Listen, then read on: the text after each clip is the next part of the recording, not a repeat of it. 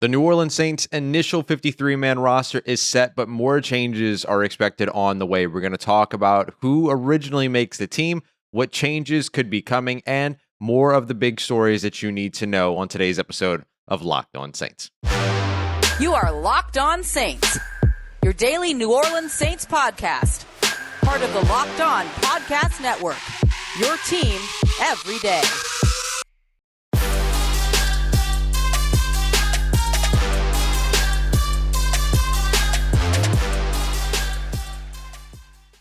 What is good, Who Dat Nation and Who Dat family? Welcome in to another episode of Locked On Saints, your daily podcast covering the New Orleans Saints, part of the Locked On Podcast Network, your team every day. I'm currently in a hotel room, so if things sound and, of course, look a little bit different, I'm doing my best just out here trying to check on some family and everything. So I appreciate your patience over the rest of this week, but we're still coming at you all week, Monday through Friday. Not going to miss an episode here. Today's episode is going to be a lot of fun. The initial 53-man roster is set for the New Orleans Saints. Of course, there will be more changes on the way. So we're going to talk about first the big news that you need to know, what Sean Payton had to say about Jameis Winston, what the Saints are planning in terms of their practice week moving ahead, and much more there. Then we're going to break down the initial 53-man roster, talk about the players that made the roster to start and what changes may be on the way. We got a lot to get through on today's episode of Locked On Saints. And as always, I'm your host, Ross Jackson, at Ross Jackson Nola on Twitter,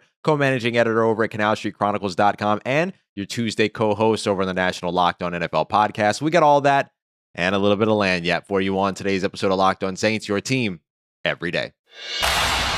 All right, y'all. Felt like it was time to get back to the usual intro today, but do still want to take a moment to remind you that there are resources down in the description for how you can contribute and help when it comes to those who are battling the effects of Hurricane Ida. Please take a moment to do that. And if you have any other resources that you'd like to share, if you're watching on YouTube, feel free to drop them in the comments. Or if there's anything that you want me to help spread the word about, hit me up on Twitter at Ross Jackson Nola. All right, let's go ahead and get started with today's episode. Once again, I'm in a hotel room, so things might look and sound a little bit weird. I thank you for your patience. It's just the time that we're in at the moment. So I want to start off with the big news around the New Orleans Saints before we get to the 53-man roster, because there were some, believe it or not, bigger pieces of the story going on all around the New Orleans Saints on Tuesday. So let's start off with Sean Payton meeting with the media. And while he was meeting with media, he had a couple of different things to say. First of all, he announced publicly that Jameis Winston will be the starting quarterback for the New Orleans Saints.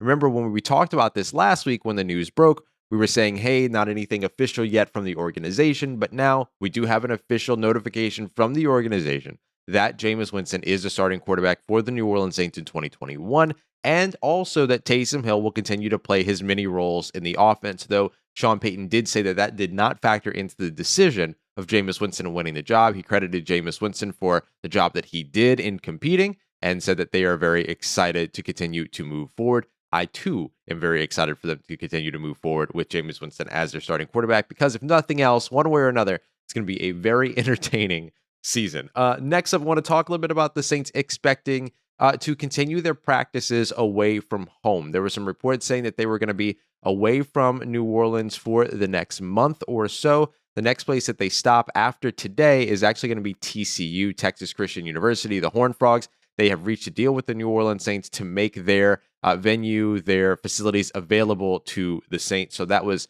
really great. Another spot was SMU, which, of course, at one point, the Saints had more SMU players on their team than any other college last season, or at least SMU was up near the top there. But this is really, really good news, and it just shows that the Saints have a plan moving forward, which is better than having to scramble and try to figure something out last minute. Today, Wednesday, will be their last day at AT&T Stadium, and then they'll head over to TCU. Still no confirmation yet, I guess I'll say, on where the game will or won't be played, but it does not look like the first game, September 12th, is going to be played between the New Orleans Saints and the Green Bay Packers, is going to be played at the Caesars Superdome, so we'll have to wait a little bit longer before we actually get that home opener back in the Dome with fans. So again, up to a month away, potentially, that the Saints are away from the city of New Orleans. But some good news is, some electricity has been restored around, and the New Orleans Saints criteria of making sure that they can go back to the training facility is not just that there's power at the facility or power at the stadium, but there's power back in the city so that the players don't have to go back home to areas without power, basically. So it makes a lot of sense. So that's where they are right now in their sort of nomadic experience as they travel through Texas to continue to practice and get ready for week 1. Next thing I want to talk about is Michael Thomas. Michael Thomas officially moved to the physically unable to perform list. He'll start the season there, meaning that he'll be unavailable for the first 6 weeks of the season. Now, I'm very specific about how I say that 6 weeks as opposed to 6 games. For instance, David Onyemata is suspended for the first 6 games of the season, so he'll be unavailable until week 8 because there's a bye week, week 6. But for Michael Thomas, he would be unavailable through week 6, the week 6 bye week, meaning that the earliest that he could return would be the week 7 road game against the Seattle Seahawks. However, the Saints do have 21 days, 3 weeks after that 6-week period is up to make the decision to bring Michael Thomas back to the active roster. Until then, he can remain not counting against the roster, but can participate in practice so that the Saints can get a better idea of whether or not he is fully up to speed and ready to go that quickly. Otherwise, they could potentially hold on to him, not use him that week, and then go ahead and get him activated for weeks 8 or 9 moving forward. But basically, what we expected with Michael Thomas is exactly as it is. There was some language that was beginning to trend toward the idea of him potentially going to injured reserve, which could mean a minimum of only 3 games out. But he does stay on the physically unable to perform list to open up the season. Therefore, 6 games that he'll miss 6 weeks that he'll miss at the beginning of the season. Big conversation that was going on with the Saints in the 53-man roster was the decision between linebackers Chase Hansen and Andrew Dowell, and the Saints said, I'll take both of them. So the Saints have actually kept 7 linebackers on their roster. Now, this could be indicative of Kwon Alexander not necessarily being ready, or the Saints not being fully ready to play Kwon Alexander week 1. So they kept the additional Wil linebacker that can contribute there as a backup in Andrew Dowell. But we'll see exactly how this all plays out. If that is the case, it'll be interesting to see what decision the Saints make at the position once Kwon Alexander is ready and once they're comfortable putting him out on the field. So something to watch out for with some potential continued changes at that position. And an interesting note before we get to the 53-man roster, no undrafted free agent rookies making the roster this year. It's the first time that I can remember this happening in quite a while for the Saints. Usually there's some UDFA rookie defensive lineman or somebody that makes the roster, but not here in 2021.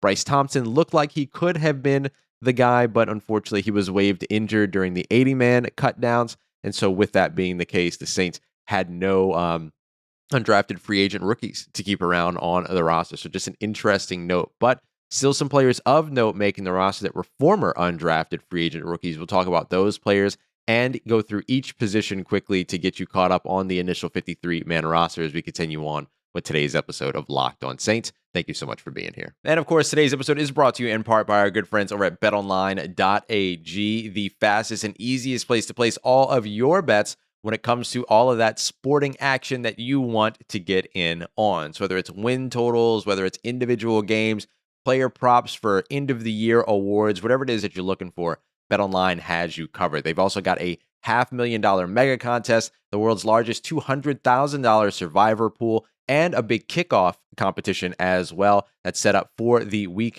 September 9th game between the Dallas Cowboys and the Tampa Bay Buccaneers. Go ahead and put a bet down on that one. And even if you lose, you can get that wager back up to $25 by using the promo code NFL100. And if you go and sign up today on your computer or mobile device, you'll get a 100% welcome bonus on top of your very first deposit as well. So go and check them out over at betonline.ag. They've got you covered for the NFL, MLB, the NHL as it rolls back around, the NBA as it rolls back around as well, and of course your favorite Vegas casino games on the site now as well. So go check them out, BetOnline, your online sportsbook experts.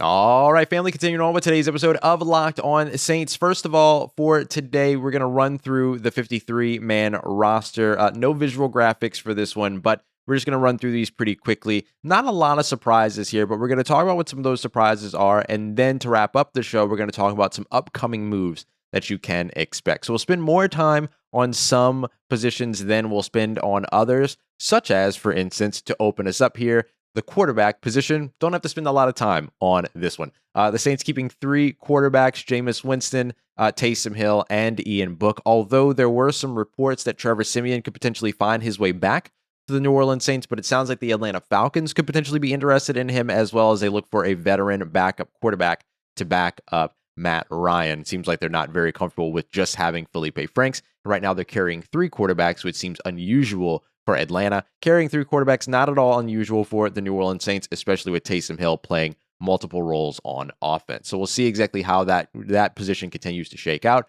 But let's jump over to running back, because this is one of the top position groups that everyone was very interested in. What was going to happen with Latavius Murray, and would Tony Jones Jr. make the roster? So behind Alvin Kamara on the running back depth chart here falls both Latavius Murray and Tony Jones Jr., as well as Dwayne Washington. So this is now the New Orleans Saints' second year in a row keeping 4 running backs, but no fullback at this time. We're going to talk more about the fullback position, Alex Arma, and what's upcoming there in the next segment. But Tony Jones Jr., the former undrafted free agent rookie, second-year guy, is on the roster, had a fantastic preseason, opened it up with a 7-carry, 82-yard, 1-touchdown rushing performance, also had several catches out of the backfield, showed off as a pass blocker as well, and also showed that he can contribute on special teams. So he ends up making the roster after a full year on the practice squad, though he did get an opportunity to get some run in during the Week 17 matchup last year against the Carolina Panthers. But this is great news. Tony Jones Jr. does make the roster, and Latavius Murray currently still on the roster. Now, could he still be moved on from? Yes, absolutely.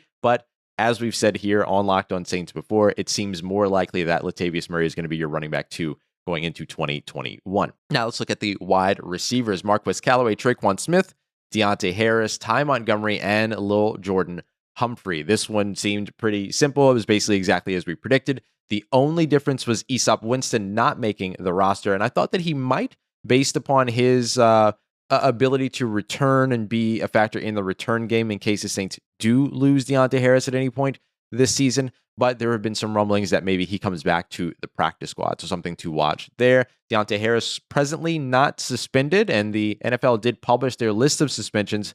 Deontay Harris and Marshawn Lattimore are not currently listed there, but could still be suspended later on in the season. But again, as we've discussed before, the legal process has to wrap up first. The New Orleans Saints right now keeping 4 tight ends on the roster. We're going to talk more about this position up next. So let's just run through the names here. Adam Trautman, Juwan Johnson, Nick Vannett, and Garrett Griffin. Juwan Johnson making the roster his first year in his transition to tight end. Very good news for him. We'll talk more about changes upcoming on this position here in just a moment. On the offensive line, this one folded out exactly as we unfolded exactly the way that we had expected. Your starting 5, Teron Armstead, Andrus Peat, Eric McCoy, Cesar Ruiz, and then, of course, Ryan Ramczyk, all untouched. No surprises there. But the backups, James Hurst, Will Clapp, Calvin Throckmorton, and Landon Young, were exactly as we had predicted. It just makes sense, this group. You have Calvin Throckmorton, who has played every position on an offensive line during his time in Oregon except for center. Will Clapp, who gives you a backup at center as well as on the interior. And then both James Hurst and Landon Young, who can play over on either of the bookend sides. And James Hurst is a better 6-man offensive lineman for you than Nick Easton was last season. So I think that's a good fit for the New Orleans Saints. Now jumping over to the defensive side here on the defensive line, the Saints keeping Cameron Jordan, Malcolm Roach, Christian Ringo, and Marcus Davenport, your supposed starters there. And then going with Payton Turner, Carl Granderson, Shai Tuttle, and Tano Passanio. The only difference here between who landed on the initial roster and who we projected was that we also had Albert Huggins in there to give them an additional backup within the interior. Right now, the Saints only have 3 true interior linemen, but Tano Passanio could potentially be the saving grace there. As we've said a couple of times, he can play both on the interior as well as on the edge, and certainly played very well on the interior during his time with Kansas City. So that one shakes out almost exactly as we expected, much like the linebacker position. Almost exactly as we expected. Demario Davis, Kwon Alexander, Zach Bond, Pete Werner, and Caden Ellis. But then the big conversation between, is it going to be Chase Hansen or is it going to be Andrew McDowell? And the New Orleans Saints said, I'll take both of them. So both of them are currently on the roster for the New Orleans Saints. Again, as we discussed in the first segment, could be indicative of when Kwon Alexander hits the field. Could not be. Maybe it's just that's how much talent the Saints feel that they have at that position and wanted to keep every bit that they could get. All right, almost done here. Looking at the secondary as a whole unit here, Marshawn Lattimore, Ken Crawley, Paulson Adebo, CJ Gardner-Johnson, Marcus Williams, Malcolm Jenkins, PJ Williams, and Jeff Heath. Now, I almost put Jeff Heath on the safety projections in our Monday episode, but I didn't do it. But it does make sense, right? The Saints kept DJ Swearinger last year. as their sort of dime safety, sort of veteran safety player. So they've basically effectively just replaced him with Jeff Heath. Although the Saints right now only have 3 true boundary corners on the roster in Marshawn Lattimore, Ken Crawley, and Paulson Adebo. Should a Marshawn Lattimore suspension happen, obviously that's something that would have to be addressed. But even still, I would imagine you would still want to address the depth at this position. They don't need to really find another starter if they feel comfortable with Ken Crawley. But if they want to have a 4th potential boundary corner, that's not somebody that would be playing out of position like a CJ Gardner-Johnson or a PJ Williams, who do have the versatility to do it. But if you want to find a 4th true boundary corner, that would be something that would make a lot of sense for the New Orleans Saints moving forward. But otherwise, this makes sense. Also, keep in mind that Jeff Heath probably makes the roster in case PJ Williams has to move to corner in any capacity because of an injury or unavailability of any sort. Then all of a sudden you have Jeff Heath who can back you up and be somebody that can be played at safety. And finally, special teams, which we'll talk more about here in just a moment. But you have 2 kickers making the roster: Wil Lutz, Aldrick Rosas, Blake Gillikin, and Zach Wood. Basically exactly as we expected it, but one change on the way when it comes to this position. We'll talk about that change as well as several more changes that could potentially be on the way for this roster as we continue on with today's episode of Locked On Saints. All right, y'all, stop me again if this sounds familiar. Let's say you've got one device where you're streaming the game live, another device where you're getting all of your favorite TV shows, then you're watching all the highlights on your phone, and then you've got your nephews, school teachers, brothers, uncles, custodians' email address so that you can get into the good stuff, right? When it comes to an additional login.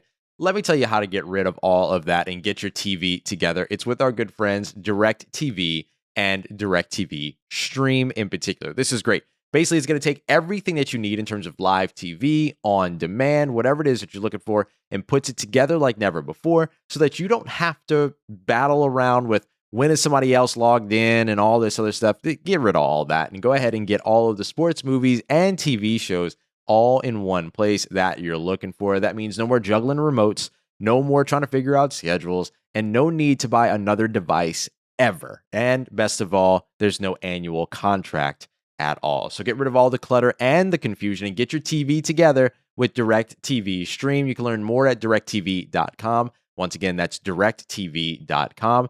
Compatible device is required and content varies by package. And don't forget to check out our friends over at built.com as well to check out the variety of products that they have to offer that are good tasting and good for you, including Built Bar, of course. And if you're somebody, by the way, that is gluten-free or that is vegan, dairy-free, they also have these protein balls that you can buy now as well that are peanut butter filled and things like that. So go and check out the website. Lots of cool stuff going on over at built.com. But I want to tell you about Built Bar, the best tasting protein bar that's out on the market. It's a protein bar that tastes like a candy bar because they have 9 staple flavors that are incredible: coconut, coconut almond, salted caramel, peanut butter brownie, mint brownie. Another favorite is cookies and cream. And while all of those are covered in 100% chocolate, that sounds like it packs nothing but sugar. It's just simply not true when it comes to Built Bar. 4 or 5 grams of sugar, 4 or 5 grams of net carbs, 17, 18 grams of protein, and only 130 to 180 calories per bar. So this is pretty remarkable stuff. So go and check them out, builtbar.com. Don't forget to use the promo code LOCKED15. That's LOCKED15. So you can get 15% off of your next order, whether it's your first order or your next order. It doesn't matter. Locked15 is going to get you 15% off over at built.com. Let's get it. Who Dat Nation wrapping up today's episode, taking a look at the upcoming changes to expect on the New Orleans Saints roster. So let's start with the wide receiver position. I'm curious if the New Orleans Saints are going to choose to add a speed threat, a speedy receiver at the wide receiver position at any point with all of these players now being available on waivers, and especially knowing that Jameis Winston is your quarterback and what he can bring you with a speedy deep threat. We've talked about a couple of names already. Seth Williams, who's kind of that, but more so just like a bigger body. But then you look at a guy like Brashad Perriman, who had great chemistry with Jameis Winston back in 2019. And another player to keep an eye out on is Tyron Johnson. He was recently released by the Los Angeles Chargers, and it was a big surprise. This guy came in 2019, only had 26 targets during that season, during 2020 season, but caught 20 of those and averaged 19.9 yards per catch. So he was a big-time deep threat for him, scored 3 touchdowns, and I was surprised to see him released, or waived rather, by the Chargers. And so were Chargers fans. I mean, you type in Tyron Johnson's name on Google, you're going to find a piece about how it's impossible to justify Tyron Johnson not making the 53-man roster by a Chargers blog. Like, they're very serious about this guy, and it's completely understandable because he was an added layer for that team, and I think he could be for the New Orleans Saints as well. Just to give you a couple of measurables on him, he's also 6'1", 191 pounds. So in addition to that 4.36, 4.39 speed that he ran at his OSU Pro Day, he's also got the size prototype as well. So a name to keep an eye out on, but very curious to see if the Saints will add a speed receiver, though, as I mentioned in yesterday's episode, not going to hold my breath about it. At the tight end position, the Saints right now keeping 4 tight ends. Again, Adam Trautman, Juwan Johnson, Nick Vannett, and Garrett Griffin.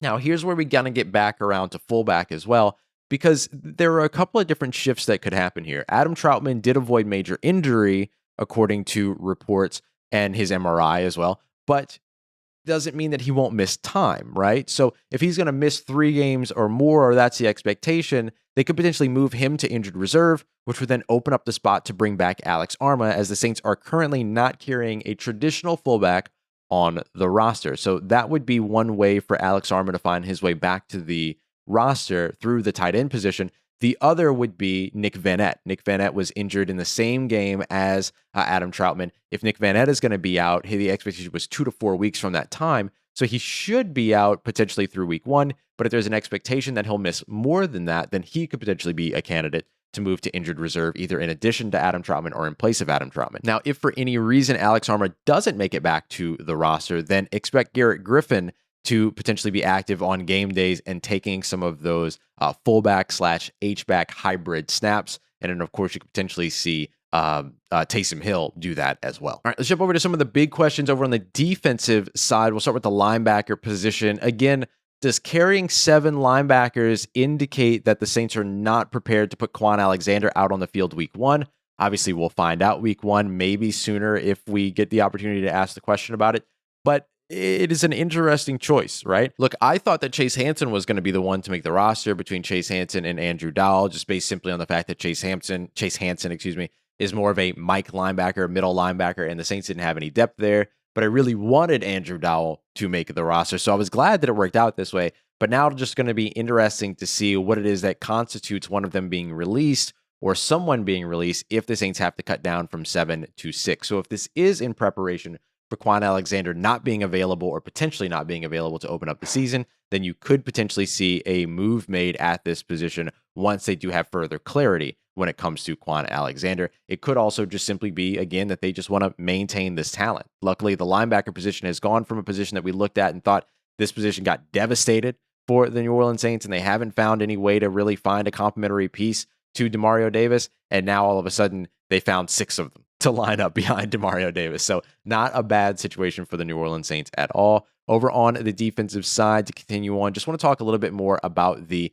boundary corner situation for the New Orleans Saints. Again, only 3 boundary corners, traditional boundary corners on the roster right now: Marshawn Lattimore, Ken Crawley, Paulson Adebo. Ken Crawley expected to be back, though, for week 1. However, he was not back at practice yet as of Tuesday. This could be a spot where the Saints go ahead and make some kind of a move and bring in not necessarily a starter, but could potentially just add to the depth at the boundary corner position, which could potentially push Jeff Heath out of this position group, something like that. So that will be something to watch. Do the Saints address and try to find another traditional boundary corner to go along with the hybrid players that they have that can play, several roles, instead of having to worry about those roles end up being pigeonholed? I was a little bit surprised to not see Grant Haley make the roster, but it also makes sense, although he could be one of those players that ends up finding his way back to the roster at some point over the next few weeks. And to wrap us up, I want to talk a little bit about special teams here. The Saints may have only kept 3 boundary corners, but they kept 2 kickers in the meanwhile. But it makes perfect sense because there is the expectation that potentially Wil Lutz could be the player to move to injured reserve. Now, there's a chance here that neither Wil Lutz nor Aldrick Rosas are actually the starting kicker for the New Orleans Saints to open up week 1. Wil Lutz just doesn't seem that that's going to be the case anyway. He could potentially be moving to injured reserve, as we mentioned, and Aldrick Rosas could potentially be supplanted by a free agent kicker that has been released over the course of these cuts. The apple of every Saints fan's eye, Jake Verity of the Baltimore Ravens, has been waived. He sits there on waivers. New Orleans Saints pretty far down on the waiver list as a playoff team last year and will remain that way through week 3 of the season. But they could potentially be the team to walk away with Jake Verity or any other kickers that they saw. Cincinnati had a pair. You also saw a couple that were released all around the NFL. So the Saints could potentially end up taking one of those guys, and then it could be neither Wil Lutz nor Aldrick Rosas that's actually on the roster to kick it off for week 1. All right, y'all, that is your initial 53-man roster for the New Orleans Saints. We'll continue to keep you up to date through all of the changes that can start happening as early as today and continue on through the rest of the week. Remember, some players are on waivers, meaning that there's a waiver period for teams to go ahead and put in their positioning. However, there are players such as Alex Arma, for instance, who have spent more than 4 years in the NFL already, are vested veterans, and can sign, negotiate wherever they like. And so that's one of the reasons why I'm pretty confident that Alex Arma will end up back in the black and gold, because he can't be taken away by another team who's higher on waivers. So we'll continue to keep you up to date as the roster continues to be in flux. Remember, it's going to be very different by the time we get to week 1, and then it'll be different again ahead of week 2 before things start to really settle in. Coming up tomorrow, we've got Jim Trotter of NFL.com and NFL Network. He's coming to tell us a little bit